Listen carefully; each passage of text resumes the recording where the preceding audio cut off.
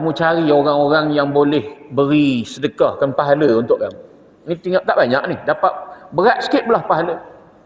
Pergi cari siapa orang-orang tu. Pertama, ayah kita. Cari tengah-tengah mahsyar tu. Tu nanti kita cerita kemudianlah tuan-tuan ni. Apa kisah dia tu tadi ya. Semua minta tolonglah bagi pahala sikit.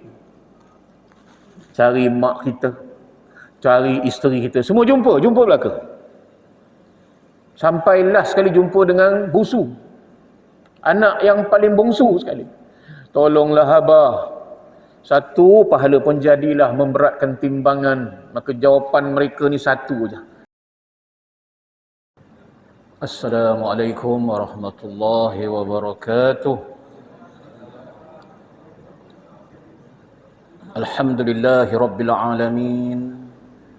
وبه نستعين على أمور الدنيا والدين والصلاة والسلام على رسول الله وعلى آله وصحبه ومن والاه رب اشرح لي صدري ويسر لي أمري واحلل عقدة من لساني يفقه قولي أما بعد.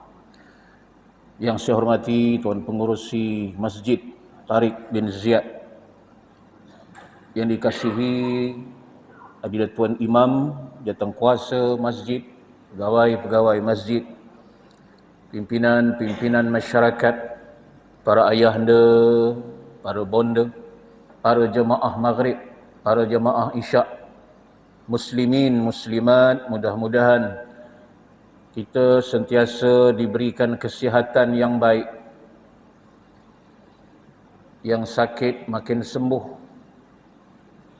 Kita sentiasa dipilih oleh Allah untuk menambah lagi, memperbaiki lagi amal-amal, memperbanyakkan lagi amal. Dan syukur Allah Ta'ala pilih kita untuk hijrah. Kita sempat lagi untuk hijrah yang baru tahun ini. Di sana ramai yang tak sempat berhijrah. Walaupun kita buat tak kisah dengan hijrah, percayalah bahawa durasi atau kita sebut duration, hayat kita makin hari makin sikit.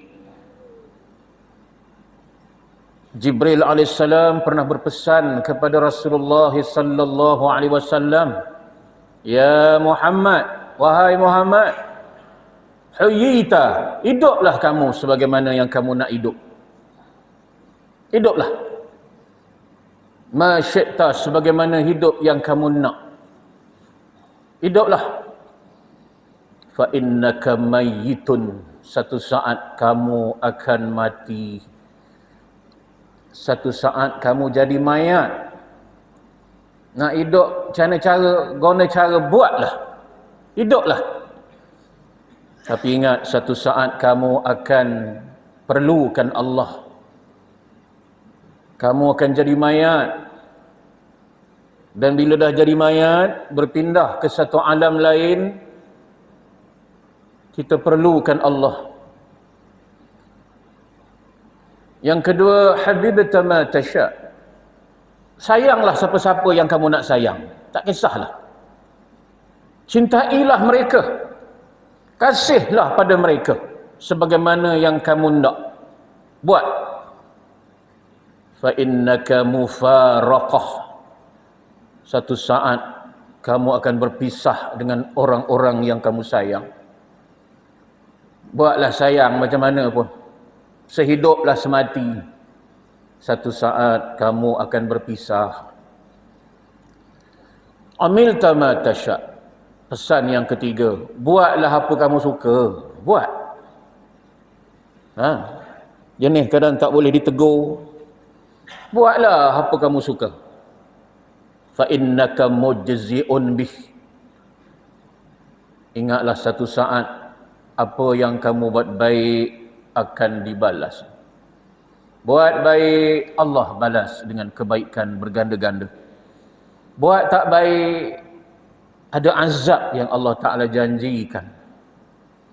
Sebab tu tuan-tuan, marilah pada awal Muharram ni, Allah pilih kita untuk sempat lagi berhijrah, marilah kita hijrah. Dan selalu dah Ustaz sebut hijrah yang terbaik ni bukan kita pergi ke Mekah besok, kita hijrah ke Madinah. Dah tak ada lagi hijrah begitu. Hijrah yang terbaik meninggalkan apa-apa yang Allah tak suka kepada apa-apa yang Allah Ta'ala suka. Dan jangan tangguh-tangguh lagi. Banyak orang yang meninggal dunia tak sempat hijrah. Kalaulah diberi peluang balik, mereka akan balik dan akan berhijrah pasti. Tapi kerana tak sempat, macam-macam dia plan ni, macam-macam perancangan tinggal perancangan. Tuan-tuan, kita menelusuri kitab di balik tabir kematian Imam Al-Ghazali pada bulan lepas. Kita dah melihat bagaimana malaikat maut diketuk pintu. Malaikat maut tak payah ketuk pintu. Dia boleh, kata orang sekonyong-konyong, kata orang seberang, ada tepi kita. Dia boleh ada tepi katil kita malam nak tidur. Tak payah ketuk pintu. Tapi bila mengesahkan tu supaya kita beringatlah tuan-tuan. Ada tetamu yang tak diundang. Dan dia akan memisahkan kita dengan segala-galanya. Tuan-tuan, pada bulan yang lalu kita melihat malaikat maut menjelma sebagai seorang lelaki yang miskin. Berpakaian, compang-camping. Dia mengetuk pintu sekuat-kuatnya sehingga security guard berlari. Apa hal? Kenapa ketuk pintu kuat? Kamu tak tahu ni rumah siapa ni? Maka orang miskin ni sebut, panggilkan bos kamu. Dia kata, patut kami dengar arahan kamu ni? Sungguh panggil tuan kami. Lalu mereka pun menghadaplah tuan, ada seorang miskin, pakaian compang-camping, nak berjumpa dengan tuan, maka tak dilayan tuan-tuan. Lalu bila dia menghadap orang yang miskin ni, tolong kamu sampaikan kepada tuan kamu bahawa aku malaikat maut. Langsung perkenalkan diri. Dan ada satu urusan yang akan kulakukan untuk mencabut nyawa kamu. Lalu dia pun menghadap balik tuan dia. Tuan dia jawab pula, beritahu dia, siapa-siapakah manusia yang akan dicabut nyawanya pada ketika ini. Jadi tuan-tuan, tiba-tiba lelaki tua ni dah berada di dalam. Lalu memperkenalkan diri. Jadi kita dah lalui cerita ni tuan-tuan. Dan bila dia sebut bahawa aku ini malaikat maut, maka barulah datang ketakutan kepada tuan yang hebat ini. Lalu dia suruh kumpulkan, minta kumpulkan segala harta benda dia selama ni. Dan bila dah kumpulkan harta ni, dia caci maki harta dia. Dia maki harta dia. Kamulah yang menjadi punca. Kata dia orang kaya ni. Kamulah selama ni yang memalingkan aku daripada beribadah. Dia marah kepada harta dia. Marah ke rumah dia. Marah ke kenderaan dia. Marah kepada emas belian dia. Kamulah yang menjadi punca selama ini aku berpaling daripada beribadah. Kamulah yang menghalang aku menjadi taat kepada Allah Subhanahu wa taala. Lalu dengan izin Allah, catatan Imam Ghazali menyatakan, Allah izinkan harta benda ni bercakap. Kenapa kamu caci maki aku? Harta bercakap. Kenderaan dia bercakap. Kenapa sekarang kamu caci maki? Padahal kerana akulah kamu boleh dekat dengan para penguasa. Selama ni kamu jadi terkenal dengan orang-orang hebat, penguasa-penguasa yang hebat, golongan bangsawan dan tirani yang hebat-hebat. Kerana kami ada. Mereka pandang harta sebab nak berkawan dengan kamu. Kalau kita ni yang cokia-cokia ni, mana mahu dia? Kata dia harta ni tuan-tuan, sebab kamilah kamu boleh dekat dengan penguasa. Sementara orang-orang yang takwa, orang-orang alim, kalangan para alim ulama, semua diusir. Tak nak berkawan dengan orang agamawan ni, yang bukan businessman ni. Habis dah lama dia usir. Tapi penguasa ni, mereka dekat. Kerana akulah kamu boleh menikah dengan wanita-wanita cantik.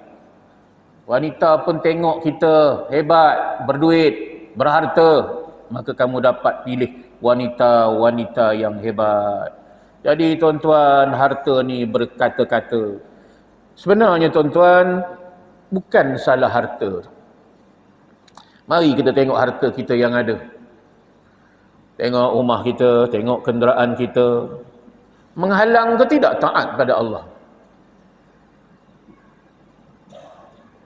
Ataupun semakin ada harta ni, semakin rajin kita buat taat kepada Allah. Marilah tuan-tuan ya, tak salah kita berharta. Jangan pula balikkan buang habis semua harta. Angkat TV semua, lempar ke tingkap. Ni semua dunia belaka, bukan. Bukan itu yang disuruh. Tuan-tuan, marilah kita laksanakan. Segala harta benda kita yang ada, kemewahan kita yang ada, manfaatkan. Harta-harta ni tuan-tuan memudahkan jalan kita ke syurga. Umumlah tu kita sebut tu, memudahkan jalan kita ke syurga. Jangan harta kita jadi fitnah. Kita dah meninggal dunia, harta ni besok direbut oleh waris-waris kita yang tidak taat kepada perintah-perintah Allah. Umum tu tuan-tuan. Mereka gunakan harta kita pada melakukan kemaksiatan-kemaksiatan yang mendatangkan murka Allah, menjadi fitnah walaupun kita dah tak ada ketika itu. Marilah tuan-tuan, sebab itu ringkasnya, baru-baru ni kita dah pun buat korban. Bagai nak rak, nak sembelih, letak pisau atas leher Nabi Ismail. Pisau tu sepanjang hari, daripada pagi sampai ke malam dia asah. Takut tak lut. Tapi bila letak pisau tu tak mempan atas leher Nabi Ismail AS. Apa cerita dia? Dan tiba-tiba Allah tukar dengan kibas. Apa cerita? Sebenarnya tuan-tuan, Allah nak suruh kita sembelih Ismail yang ada dalam diri kita. Baru dapat rumah besar, masjid tak datang. Apa hal? Belum Allah Ta'ala bagi banglo. Contoh tuan-tuan, contoh. Baru dapat kereta kecil begini, pandang orang pun tak nak dah. Beri salam pun tak jawab, buang muka. Apa kehal tuan-tuan ya? Allah Ta'ala suruh kita sembelih Ismail yang ada dalam diri kita. Harta benda kita jangan jadi gangguan untuk taat kepada Allah Subhanahu Wa Ta'ala. Hari ini kita tengok tuan-tuan, taklah banyak mana harta, tapi dia punya gah dia tuan-tuan, sanggup demi harta menjual prinsip-prinsip agama. Ini tuan-tuan, marilah kita jangan salah guna harta, termasuk juga salah guna kuasa. Baru dapat kuasa sikit, dah salah guna. Pangkat juga termasuk, jawatan juga. Jangan gunakan untuk kepentingan diri kita, ya. Dan jangan guna untuk mengikut telunjuk kepada hawa nafsu. Pada muka surat 74 ni kita perhabiskan hari ni tuan-tuan ya. Sebelum masuk kepada satu tajuk besar lagi ni,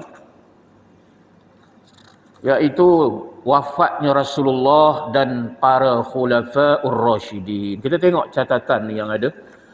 Bagaimana peristiwa kewafatan Rasulullah dan juga para sahabat Nabi kita Muhammad sallallahu alaihi wasallam. Kita tak tunding siapa-siapa. Kita tengok Rasulullah dan tengok para sahabat. Dirakamkan oleh para sahabat radhiyallahu anhum ajma'in bagaimana mereka menghadapi kematian ini. Baik tuan-tuan, kita tengok pada muka surat 74 ni. Wahab bin Munabbih menceritakan pada suatu hari malaikat maut mencabut nyawa seorang penguasa tiran yang tidak ada tandingannya di muka bumi. Jadi kisahnya tuan-tuan, satu hari malaikat maut dicabut nyawa seorang penguasa yang zalim, amat zalim. Tak ada tandingan zalimnya di muka bumi ini. Pun dia cabut. Sepatutnya kalau hebat sangat, pertahankanlah roh tu. Macam kita lah tuan-tuan. Berapa lama dah roh dalam jasad kita ni? Sepatutnya kita expert nak mempertahankan roh. Malaikat jangan ambil. Sepatutnya lah. Berapa tahun dah umur kita? Katalah 80 tahun. 80 tahun dah bersarang dalam jasad ni. Sepatutnya tak ada siapa boleh sentuh. Malaikat pun tak berani. Tak boleh. Dah sebati dengan kita. Tapi realitinya tuan-tuan, orang yang 100 tahun pun mati. Orang yang 1000 tahun pun mati juga. Sejahat-jahat Fir'aun Namrud mati. Sebaik-baiknya Rasulullah SAW wafat. Ini kan pula kita tuan-tuan. Kemudian kemudian ia naik ke atas langit dan siap dia ambil roh seorang tirani ni, penguasa yang zalim ni, lalu dia naik ke langit. Lalu malaikat-malaikat yang ada di langit bertanya kepadanya. Malaikat, ditanya malaikat maut, di antara orang-orang yang pernah kamu cabut nyawanya, siapa yang paling kamu kasihan? Tengok, kesian. Tapi cabut juga nyawa, cuma kesian. Malaikat maut menjawab, aku pernah disuruh mencabut nyawa seorang perempuan di padang pasir. Ketika aku datang, ia baru sahaja melahirkan seorang anak lelaki. Dia datang-datang nak cabut nyawa. Perempuan ni baru sahaja bersalin, baru siap melahirkan. Tengah padang pasir, lahirkan anak seorang lelaki. Aku merasa kasihan kepada perempuan itu kerana ia hidup terpencil, dan juga kepada anaknya yang masih bayi. Ada jugalah perasaan malaikat ni tuan-tuan. Kalau cabut nyawa, siapa nak jaga bayi ni? Pasti ia tidak ada yang merawatnya, kata malaikat maut ni. Pastilah nanti kalau mak dia meninggal, siapa yang akan merawatnya di tengah-tengah ganasnya padang pasir? Lalu kata para malaikat, penguasa zalim yang baru sahaja kamu cabut nyawanya tadi, yang penguasa yang tirani yang kamu cabut nyawa baru sekejap tadi, adalah anak kecil yang dulu pernah kamu kasihan. Dia cuma nak mengabar ke kita tuan-tuan. Macam mana pun perasaan kasihan tu, Allah Ta'ala dia dah atur segala-galanya dalam kehidupan kita. Ada hikmah di sebaliknya. Lalu mendengarkan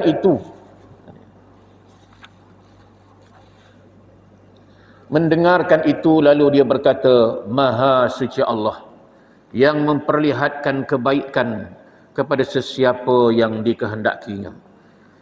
Baik, itu satu kisah yang dipaparkan tuan-tuan, yang dicabut nyawa penguasa yang zalim tu sebenarnya dulu adalah bayi yang dia rasa kesian nak cabut nyawa mak dia. Atha bin Yasir mengatakan, pada malam pertengahan bulan Sya'ban. Yang ni dah baca ke belum ni?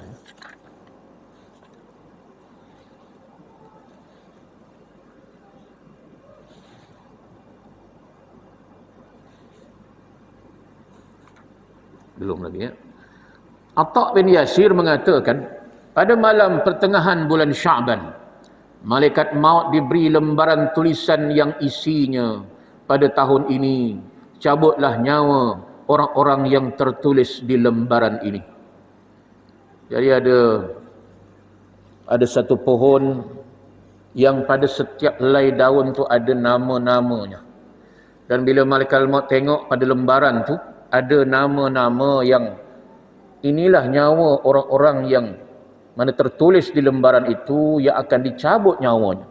Seseorang boleh jadi sedang menanam tanaman, mungkin nama dia dah tertulis, sedangkan di bumi, di dunia, dia sedang menanam tanaman. Sebab tu jangan kita tangguh-tangguh tuan-tuan ya, nak beramal duk tangguh-tangguh lagi. Kita tak tahu ajal tu. Bukan sihat. Kalau sihat, mungkin doktor kata perfect kamu ni. Tak ada kencing manis, 3 serangkai tak ada. Sihat semua. Tapi ramai orang yang sihat meninggal. Ataupun sebab kita muda. Alah, baru 23 baru. Buktinya ramai yang muda pun meninggal. Jadi sebenarnya menentukan bila luput tarikh luput dia ialah pada ajal. Contoh tuan-tuan ya, Allah Ta'ala dia tulis di situ lembar tu umur dia setakat 70 aja.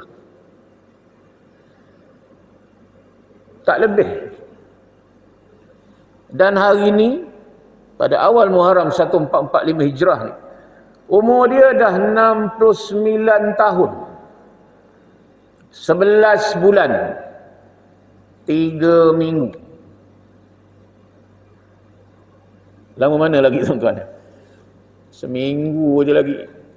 Dia masjid tak pergi, Quran tak baca,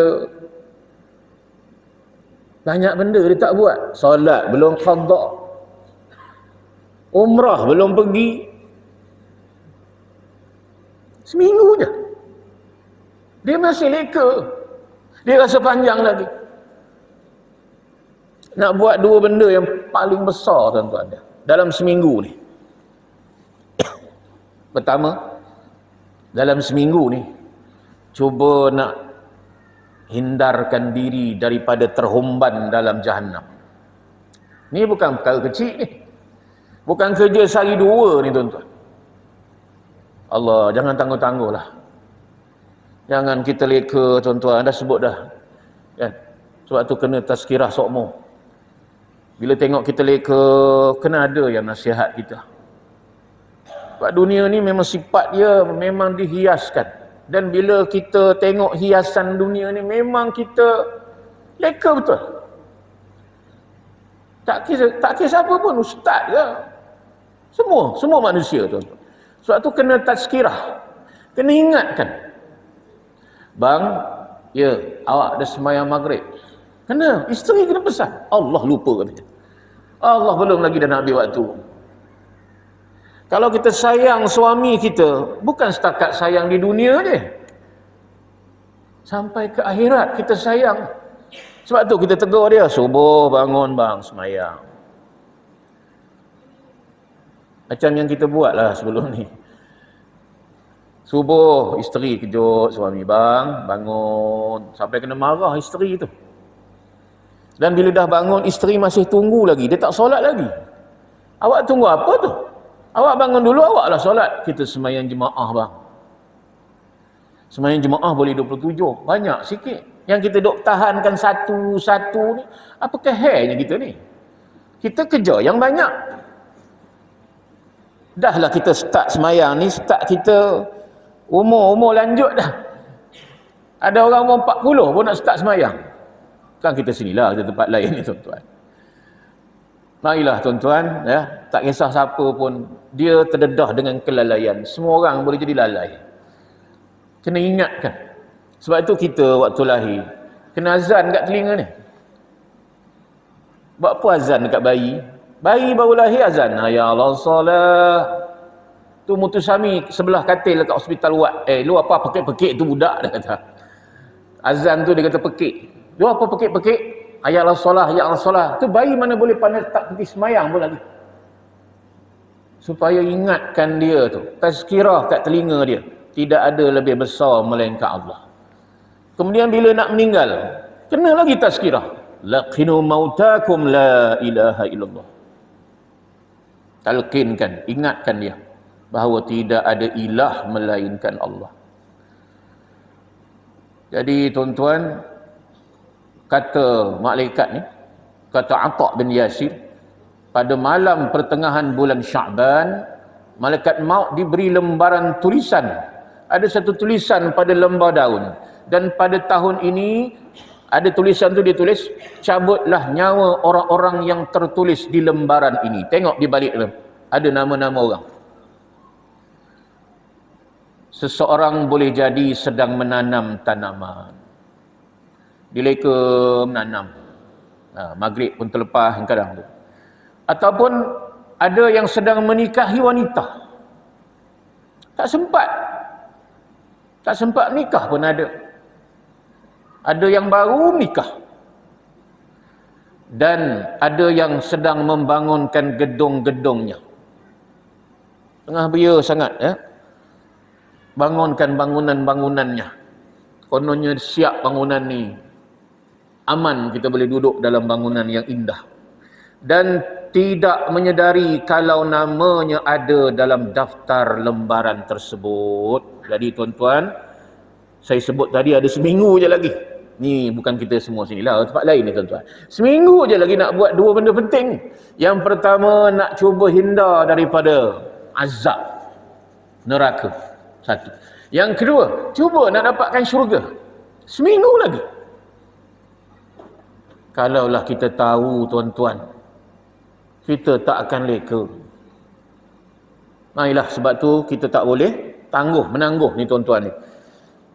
Al-Hasan Al-Basri berkata, setiap hari malaikat maut memeriksa setiap rumah sebanyak 3 kali.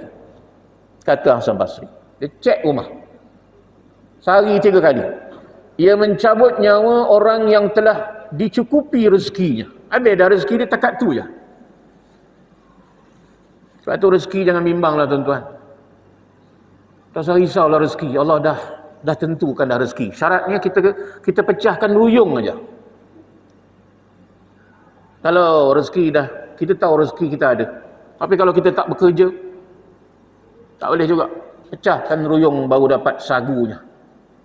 Yang pipih takkan datang melayang, yang bulat takkan datang bergolek. Tuan-tuan, jangan risau rezeki. Jangan ambil pula hak orang. Jangan tamak pula hak orang kita nak ambil. Rezeki Allah Ta'ala dah tentukan. Nasi di mulut tengah kunyah-kunyah, boleh jatuh lagi. Kadang-kadang kita simpan pakai duit, simpan dalam poket, bukan rezeki kita. Pecah tayar kita tengah jalan. Beri pula rezeki, duit kita kepada bengkel. Rupanya duit gaji kita bengkel punya rezeki. Kita hanya tukang simpan aja. Jadi tuan-tuan, rezeki cukup. Para malaikat maut satu hari memeriksa setiap rumah sebanyak 3 kali. Ia mencabut nyawa orang yang telah dicukupi rezekinya dan telah habis waktu ajalnya. Selesai nyawa orang itu dicabut, ia ditangisi dan diratapi oleh anggota keluarganya. Macam biasalah tuan-tuan ya, sedih semua.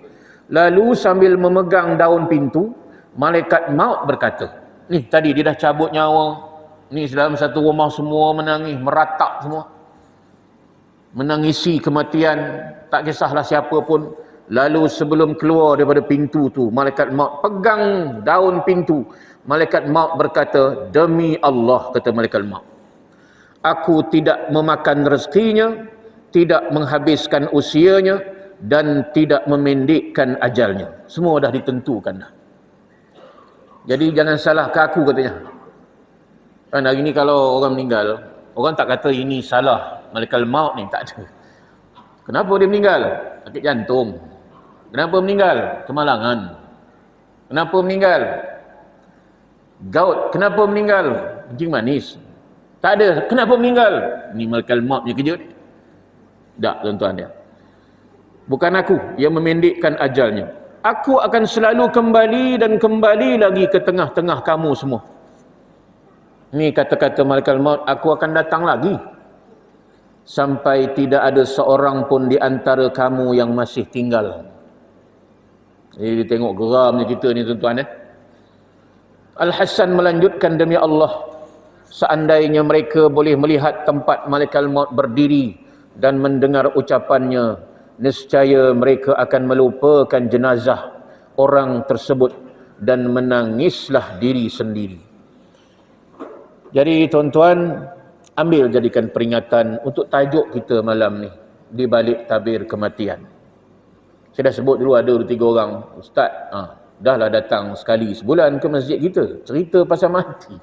Ustaz cerita pasal mati sokmo. Dah tajuk kita itu, tajuk kita. Dan jangan lupa, kita cerita pasal mati ni adalah untuk hidup. Macam mana tu? Kita cerita mati untuk hidup semula. Dan hidup semula tu adalah kehidupan yang kekal abadi. Jadi macam mana nak hidup di sana dengan kehidupan yang bahagia? Sebab tu tuan-tuan kena ingat mati kita. Walaupun ustaz tak mengajar, tak buka bab ni, tetap mati.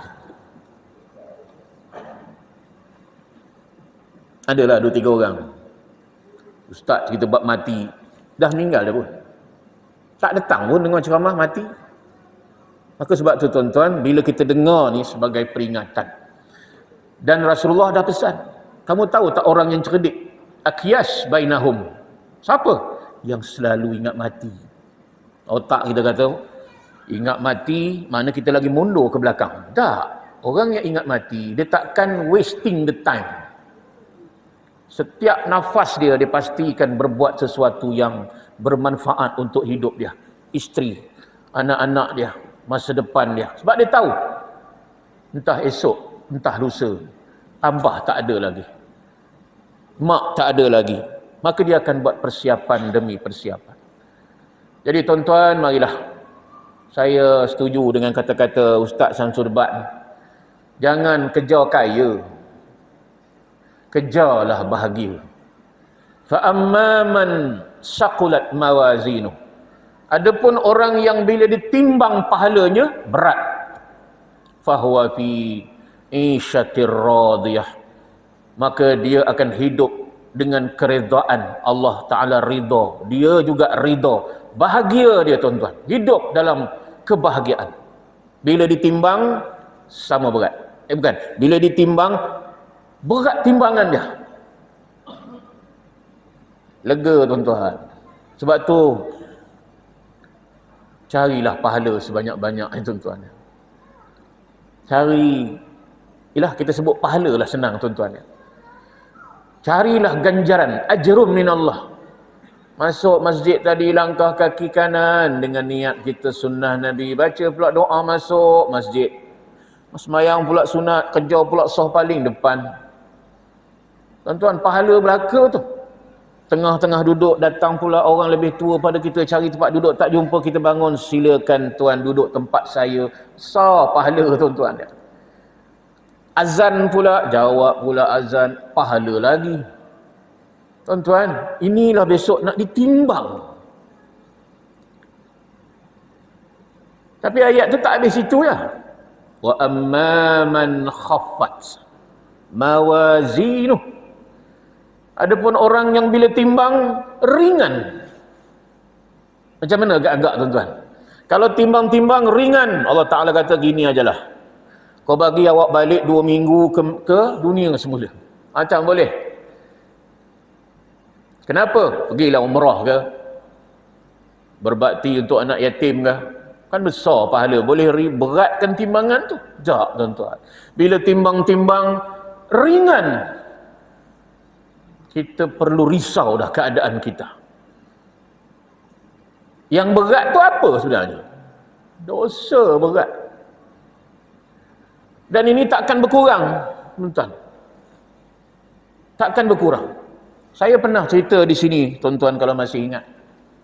Kisah 2 orang yang ketika COVID-19 ditidurkan dia. Ingat lagi tak kisah tu? Dah 2 kali cerita dah tu, ada saya tulis kat sini. 2 kali dah. Mungkin tuan-tuan tak ingat kot. Ya? COVID-19, doktor kata ditidurkan. Jadi waktu dia tidur ni, travel mereka ke satu alam yang agak aneh. Dan ada di YouTube, tuan-tuan pergi YouTube, saya tengok baru ni ada lagi dah. Bila di interview, cuba ceritakan perjalanan tu. Saya tengok seorang di Lampung, Lampung, Indonesia. Yang seorang lagi di utara Malaysia. Dan tak kenal. Tapi skrip dia sama. Skrip dia sama. Apa yang dia jumpa, semua sama. Ketika berada di alam yang gelap gelita tu, sama jalan dia. Kronologi dia pun sama. Plot dia sama. Skrip yang sama. Padahalnya masing-masing tak kenal. Maknanya apa tuan-tuan? Kita juga akan melalui lorong yang sama. Allah Ta'ala nak bagi hidayah pada seseorang ni mudah je. Ya. Bagi mimpi je. Dan bila dia sedar ni tuan-tuan, subhanallah. Ya. Waktu di temu ramah tu cukup susah nak bercakap. Dia tak nak bercakap, dia kata, saya nak banyak buat. Buka rumah anak yatim, buka pusat-pusat tahfiz. Dia tak nak banyak cakap, dia buat. Sebab dia dah nampak ada benda tu. Kita tak nampak. Dia mula tuan-tuan ya, skrip yang sama. Dia tengok semua orang keliling dia sedang menangis. Sama skrip dia. Dia nampak mayat dia terbujur di ruang tamu rumah dia. Sama skrip. Dan soalan dia pun sama, bertanya dalam diri dia. Monolog. Aku ni dah mati lah. Bila kita tanya Pak Ustaz, para kiai, para alim ulama, memang yang pertama sekali, orang yang dah meninggal dunia, dia susah nak accept, nak terima bahawa aku ni dah meninggal rupanya. Tak tuan-tuan. Dia tengok semua menangis, anak-anak menangis, isteri menangis, teresak-esak, suami menangis, orang kampung, jiran menangis belakang. Masa tu tak terima lagi. Ni mimpi, boleh jadi mimpi ni. Tapi bila masing-masing angkat jenazah, letak tempat mandi, anak-anak pula tolong jirus, mandikan, dia nasihat diri dia, kau tahu tak, kau tu dah mati dah. Mulalah tuan-tuan, mula nangis. Tak ada siapa pun yang dengar tangisan kita. Menangis seorang-seorang tuan-tuan. Allah, besok ni aku cadang, aku baru nak pergi rumah anak yatim. Duit dalam bank ada 15,000. Aku nak besok ni nak buat rumah anak yatim, nak tolong bantu. Banyak orang yang meninggal, perancangan dia macam-macam, tapi tak sempat tuan-tuan. Kalau bolehlah balik ke dunia, pertama tempat dia pergi bukan masjid. Dia akan pergi ke bank dulu. Apa dia buat tuan-tuan? Pergi bank. Macam zombie tu berjalan ke bank. Apa dia buat tuan-tuan? Dia keluarkan semua duit dalam bank, dia transfer ke rumah anak yatim, fakir miskin. Sebab dia tahu duit ini bila kita transfer, dia akan ada di alam sana. Jadi kalau RM10, kalau aku masukkan RM9 ataupun masukkan RM1, duit aku di dunia makin kurang. Itu peringkat awal, tahu tak? Kita fikir RM10, masuk tabung anak yatim 9, aku tinggal RM1. Tapi dia tak tahu RM9 tu tunggu dia dekat sana tuan-tuan. Kalau dia masuk 9 tunggu dekat sana. Maka tuan-tuan, jangan tangguh-tangguh lagi. Apa tuan-tuan plan untuk awal Muharram ni? Mari kita buat perubahan yang drastis dalam hidup kita. Ya, Allah Ta'ala dia tak tunggu kita. Tunggulah anak saya ni tengah belajar universiti. Besok bila dah habis universiti bolehlah, nak mati-matilah. Tak ada tuan-tuan. Tak ada tawar-menawar, tak ada. Ya. Baik tuan-tuan, bila ditimbang ringan, balik semula kepada ni tadi ni, kita ringkaskan habis dah masa kita ya. Tuan-tuan, waktu soal jawab dalam kubur, kita terus pergi ke pelot akhir. Ni yang Lampung ni ustaz ni, ustaz. Dia tak boleh jawab soalan kubur tu. Bila malaikat tanya man rabbuka, tak boleh jawab. Nak jawab.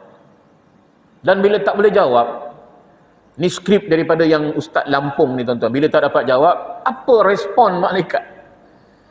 Dia tak kata kamu tak boleh jawab rupanya. Tak apalah, hari Senin depan kita datang lagi. Pukul 9.30 pagi kita datang tanya lagi. Tak ada tuan-tuan. Ataupun ambil kitab ni. Ni ada kitab sikit kita bawa ni. Cuba belajar kitab ni dalam kubur. Minggu depan kita tanya. Susah sangat. Man rabbuka soalan dia. Bila tak dapat jawab tuan-tuan, dengan muka yang bengis, yang keluarnya api dari mulut dan telinga, soalan-soalan yang bagai halilintar petir yang menyambar begitu kuat, bergegar tempat duduk tuan-tuan. Lalu diangkatnya cambuk yang berkilau. Dia sebut macam mana bentuk cambuk ni. Dan cambuk ni untuk apa tuan-tuan? Dia akan hentam, dia pukul. Dia tak kira siapa. Kamu bos ke, tok kadi ke, ustaz penceramah ke, dia angkat cambuk dia hentam dan dia masuk 7 lapis bumi ke dalam, dan di bawah sekali ada api yang sedang menadah tuan-tuan. Apa yang Allah Ta'ala nak bagi rasa? Rasa sakit. Berapa hari kena pukul? Sampai kiamat tuan-tuan. Baik, kita stop dekat situ. Dia panjang lagi tu perjalanan dia. Kita pergi pula belah utara ni. Yang utara dia lain sikit tuan-tuan. Bila malaikat tanya, man rabbuka? Dia dapat jawab. Tak payah jadi ustaz dulu nak jawab. Dia jawab dengan lidah yang fasih. Dan bila dia dapat jawab dengan sempurna, ringkaskan cerita tuan-tuan, malaikat pun sebut, sekarang ni kamu toleh belah kanan. Sekarang juga toleh sebelah kanan. Dan bila dia toleh belah kanan tuan-tuan, apa yang dia nampak? Dia nampak pahala dia. Ini menarik. Cuma dia jadi susah hati tengok pahala dia. Sebab apa? Dia tanya malaikat, ya, ini pahala aku? Iya. Inilah pahala kau. Ini sahaja ke pahala aku? Iya, itu saja. Apa maksud dia tuan-tuan? Sikit sangat pahala dia. Sikit sangat pahala dia. Kita sekarang tak nampak pahala. Sebab tu tuan-tuan, carilah sebanyak-banyaknya. Selagi hayat di kandung badan, cari pahala. Dan ada beberapa amalan yang boleh menghilangkan balik pahala kita. Tu kejaga-jaga sikit. Contoh, iri hati. Orang yang iri hati ni tuan-tuan, dia auto hilang tu. Bukan dia nampak si fulan dia iri hati, baru nak hilang. Tak. Selagi dia tak buang dan taubat, selagi itu dia akan menghilangkan pahala kita balik. Pahala haji, pahala umrah. Tuan-tuan, dia kikis-kikis. Seperti api yang membakar ranting-ranting kering, kata Nabi. Saya bagi contoh saja. Maksudnya ada amalan tuan-tuan, ya, dia boleh hilang kalau kita tak jaga elok-elok. Dan saya dah sebut dulu, seorang laki-laki yang solat 60 tahun, Allah Ta'ala reject solat dia. Hanya kerana rokok dia tak betul. Hanya kerana sujudnya tak betul, tak sempurna. Allah Ta'ala reject, tolak solat dia. Ada amalan, pahala yang hilang. Fahabitat a'maluhum, kami hapuskan segala pahala amal. Balik semula kisahnya tadi tuan-tuan, ya. Bila dia tengok pahalanya banyak ni sahaja, dia tinjau jiran sebelah dia. Dia tengok jiran sebelah dia terbujur dah. Semayang tak boleh, puasa tak boleh, zakat tak boleh, haji tak boleh. Tapi pahala dia makin hari makin bertambah. Tak tahulah macam mana rupa pahala tu tuan-tuan. Dia nampak bertambah. Senyumnya member tu. Yang kawan ni, ya Allah, hari-hari, kalaulah kiamat 1000 tahun lagi, bayangkan 1000 tahun tu lah dia tengok pahalanya tak pernah bertambah-tambah, banyak tu je. Sedangkan kalau boleh balik ke dunia, macam-macam amalan dia boleh buat untuk nak tambah lagi. Kenapa yang bertambah ni tuan-tuan? Jariyah. Ini selalu ustaz-ustaz tegur kita. Bila mati anak Adam, ada 3 perkara confirm sampai. Sedekah jariyah, ya, anak-anak yang mendoakan. Dan jiran ni pahalanya bertambah hari-hari. Bayangkan kalau 1000 tahun kiamat, nak kiamat, 1000 tahun pahala bertambah. Dan dosa dia pula makin hari makin kurang. Sedangkan dia tak boleh nak taubat. Lepas pada gharah-gharah dah. Macam mana boleh hilang dosa dia? Anak-anak dia di dunia minta tolong ampunkan mak dan ayah dia. Dia meninggalkan anak-anak yang soleh dan solehah. Dan dia berbuat jasa yang baik kepada jiran, tetangga, masyarakat, sehingga orang tolong doakan dia. Orang tolong doakan dia daripada dunia tuan-tuan, ya, sampai kepada dia di alam sana. Jadi tuan-tuan muslimin muslimat sekalian, habis dah masa kita. Marilah tuan-tuan, masa kita tak tahu banyak mana yang tinggal. Jadi yang pentingnya, marilah sama-sama benar-benar kita menjadi hamba Allah Subhanahu Wa Taala. Laksanakan segala perintah terbagi dua, yang disuruh dan yang dilarang. Apa yang disuruh Allah Subhanahu Wa Taala, kita sama-sama laksanakan. Apa-apa yang dilarang, totally tinggalkan tuan-tuan. Tak boleh kita kata, dan tengoklah kalau saya rasa kuat nak tinggal lah. Tak tuan-tuan ya. Laksanakan tanggungjawab dengan sebaiknya. Ya, besok ni kita dakwa-dakwi. Rabbana atihim di'fain. Ya Allah, ni suami aku ni. Kalau tidak kerana aku kahwin dengan dia, aku jadi wanita solehah. Ni, kalau tidak aku kahwin dengan isteri yang begini, aku akan jadi lelaki soleh. Kita saling salah menyalah. Ni disebabkan mak bapak macam ni lah aku jadi orang jahat. Lalu kita doa, Rabbana atihim di'fain. Ya Allah, kau gandakanlah azab untuk mereka-mereka ni. Ya. Ada tuan-tuan dalam surah Ahzab ayat yang ke-68 tu, doa, ya, kita dakwi mereka. Berikanlah mereka azab 2 kali ganda dan laknatlah mereka ya Allah. Jadi tuan-tuan, laksanakan tugas, amanah dan tanggungjawab. Tak ada dakwa-dakwi. Kita pergi masjid, balik masjid, pergi masjid, balik masjid, kita ingat syurga dalam genggam dah. Allah Ta'ala kata, wahai lelaki yang warak, pilihlah syurga mana yang kamu nak masuk. Kan happy kita. Kita pun langkah kaki masuk syurga pilihan. Isteri dari belakang, tunggu dulu ya Allah. Inilah suami yang tak guna. Masa di dunia tak pernah diajarkan pahala dan dosa. Fardu ain, fardu kifayah, itu satu isteri. Kalau dua isteri, dah gayut tuan-tuan. Bayang kalau 4 isteri, belum lagi abang long datang. Inilah abah paling tak guna. Tak pernah diajar pahala dan dosa. Tuan-tuan, akhirnya kita pun tarik balik kaki keluar daripada syurga. Malaikat, ambil lelaki ni dan keluarganya lemparkan ke dalam neraka. Na'udzubillah min zalik. Tuan-tuan, sekadar ini sahaja pada muka surat 76 ni. Masih lagi ada satu lagi ya. Kita berhenti sampai setakat ni dulu. Mudah-mudahan tuan-tuan, insya-Allah beratkan timbangan kita. Senyum, sedekah, banyak benda lah tuan-tuan ya. Kita hari ni agak rigid pula dengan pahala-pahala, tak nak buat. Yang sunat-sunat kita tak nak buat. Dalam kita ambil uduk tu, ada yang sunat kita tak nak buat. Ada pula jawab, bukan tak nak buat ustaz, pahala dah banyak sangat dia. Dah banyak pahala dah tak nak. Dalam semayang, dalam solat, banyak sunat. Mana yang sunat dalam solat kita? Banyak. Tapi kita tak nak buat. Solat-solat sunat pun itu juga. Dalam hadis kursi Allah Ta'ala dah sebut dah. Dah sebut. Aku jatuh cinta pada hamba-Ku disebabkan kewajipan yang dia buat sungguh-sungguh. Yang wajib-wajib ni dia buat yang sungguh-sungguh. Dan aku jatuh cinta dengan nawafil yang sunat-sunat dia buat. Kita pula tak buat yang sunat-sunat. Tuan-tuan, bimbang kita, pahala kita ringan besok. Ada yang timbang tuan-tuan, berat belah dosa, tempat dah tentu dah. Ada timbang berat belah pahala, dosa pula ada. Takkan Allah Ta'ala pandang sepi dengan dosa ni. Mujizi'un bih, pasti akan menerima balas. Dan lebih teruk lagi bila timbang sama berat. Sama berat. Sebab di dunia pahala pun dia sungguh-sungguh, dosa pun dia sungguh-sungguh cari. Dia kaki masjid, dia juga kaki judi. Minta maaf lah tuan-tuan, contoh kita bagi. Jadi bila timbang sama berat.